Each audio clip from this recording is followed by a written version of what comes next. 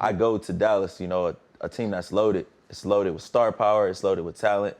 And for the first time, I'm around personalities that are very, very similar to me. Okay. You know, my first interaction is Terrell Owens, Pac-Man Jones, it's Tank Johnson, it's Marion Barber. Talking, everybody talking.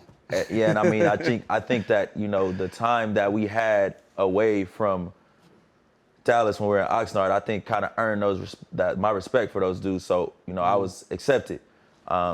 T, where he was in his career, you know, he was a sure bet Hall of Famer already at that point.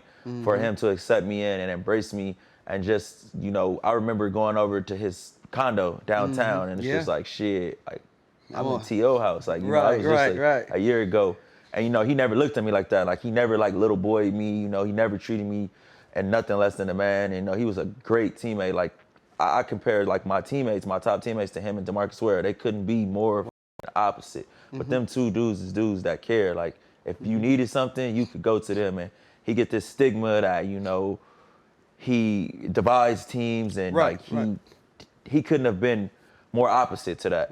And, you know, what happened in my first year, you know, we come and we have a talented team. You know, sometimes all of that talent don't match. You know, halfway through the year, we trade for Roy Williams. Like, we didn't really need him. We had a ton of receivers. What we needed a healthy quarterback, and we needed some more continuity and to play well together. Our problem in Dallas was we couldn't get our defense and our offense to play well at the same time. Before I got there, we got a top 5 offense.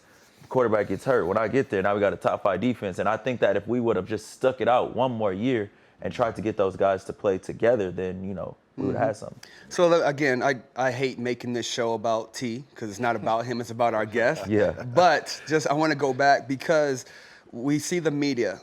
They always talk about the negative things from him, right? I want to ask you, did you ever get a call from the media? Because we don't think nobody's ever called somebody to talk positive about T because there's nothing positive. Right. So, like, why didn't they call people like you to give your stories and your takes on if T.O.'s a good teammate? Because the media don't want good things. There it is. They want all bad things. Nobody wants to turn on the TV and hear, like, how great the world is going. You want the negative things, and they just looking for a scapegoat. And they're not going to call me because they're not going to call people who are going to stick up for him, which was the younger players and the players I was one of the players that they were trying to protect from him. We don't need to get him out of here. We don't want him to develop into him. We don't want him to follow him, you know, and I think that, and I love Tony, but I think that Tony could have did a better job of standing up for him. Okay. Like, I think those guys could have did a better job of, like, and I think we could have kept, I remember one time we had a meeting, we had a team-run meeting, and when we walked out the door, I bullshit you not, right-handed guy, when we walked out the door, people was getting text messages, and the media already knew that we had a players-only meeting. Wow. But so it's out. According to them, it's team only. Yep.